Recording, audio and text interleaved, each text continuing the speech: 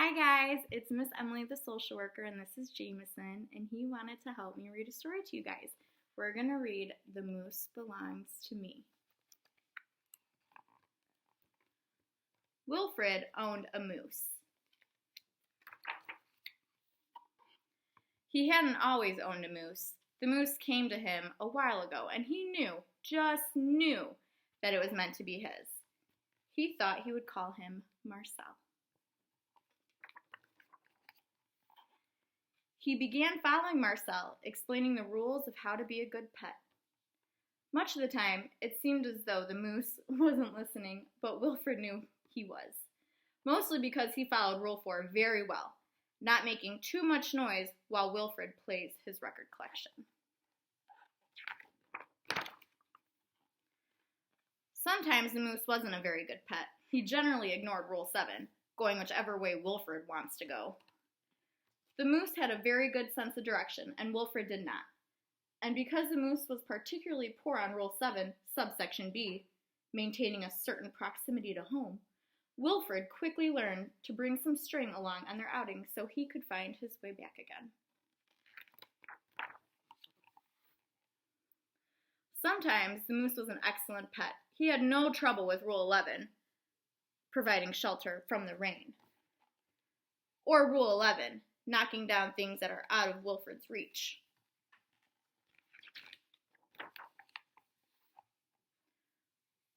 One day, as Wilfred discussed their plans for the coming year on a particularly long walk, he made a terrible discovery. Someone else thought she owned the moose. "Rodrigo, you're back!" Wilfred was dumbstruck. This moose was Marcel, not Rodrigo. The old lady was mistaken, and Wilfred thought it only proper that he correct her. "This moose belongs to me," he explained.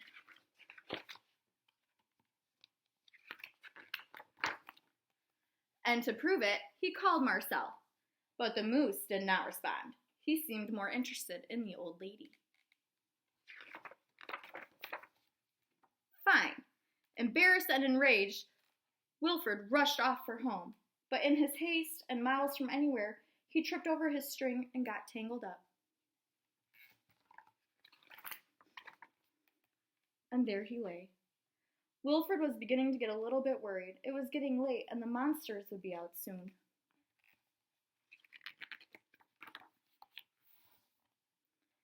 He had just ruled out the last of his options when along came the moose. And performed Rule 73 brilliantly, rescuing your owner from perilous situations.